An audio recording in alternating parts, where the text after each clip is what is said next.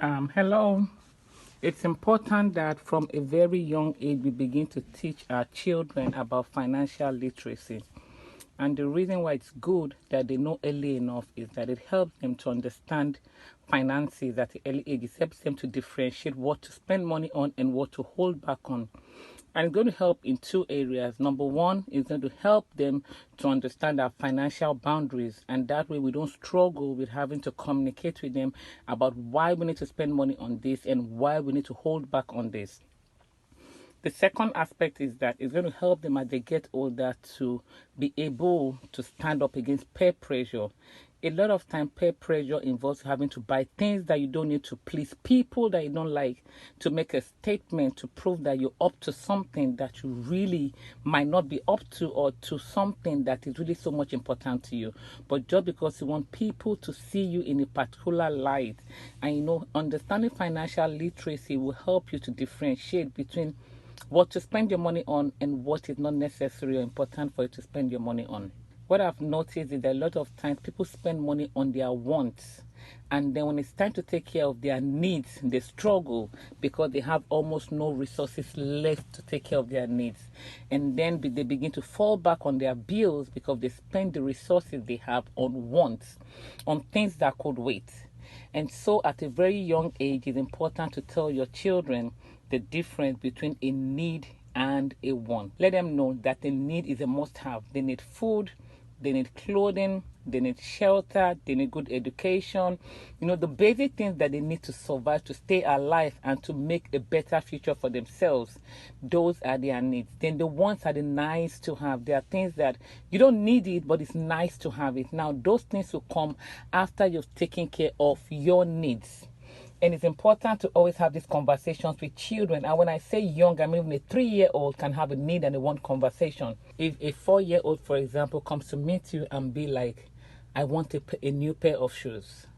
And then you ask, do you want a new pair of shoes or do you need a new pair of shoes? Now the child can turn around and be like, do I need it or do I want it? Now a want is a nice to have and a need is a must have. Are your pair of shoes still okay?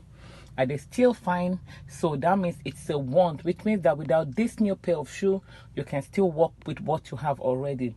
And then you begin to let them understand how to prioritize their budgets, how to prioritize their money. Because you could tell your children also, oh, that's a want, it's not on our budget for this one. Hopefully we can put it on the budget for next month. And then when your children come to ask for things that are wants, you'll be like, oh, it's not a need, it's a want. And you know what, we have a budget for this month already, and hopefully it can come on the budget for next month.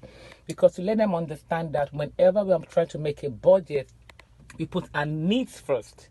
And after our needs are taken care of, which includes our savings, then that is when we can spend the excess we have on our wants.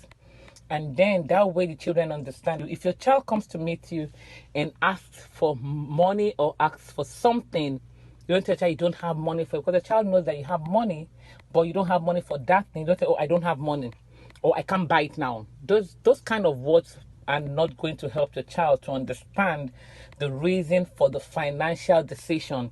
Now you have to let your child know. A child comes to meet you and be like, oh, it's not on the budget for this month.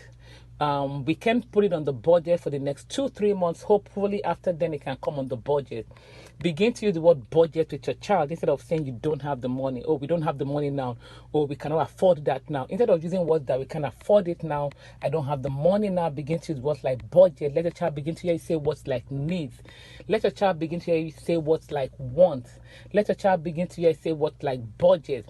Let your child understand that we make a family budget, put our needs first, and then the wants come next. So that way the child understands, oh, it's not on the budget. Because a child will see you holding money tomorrow and counting money tomorrow and be like, I thought they said they don't have money. So that way, you're not communicating your financial boundaries to that child. But, oh, yeah, we have money, but this money are for the needs and the few wants that we'll be able to accommodate in the budget this month. Hopefully, we can accommodate in the next budget. So use words like, it is not on the budget, it's not a need, it's a want, and it can wait. Wants are nice to have, needs are things that you need to have immediately. Thank you.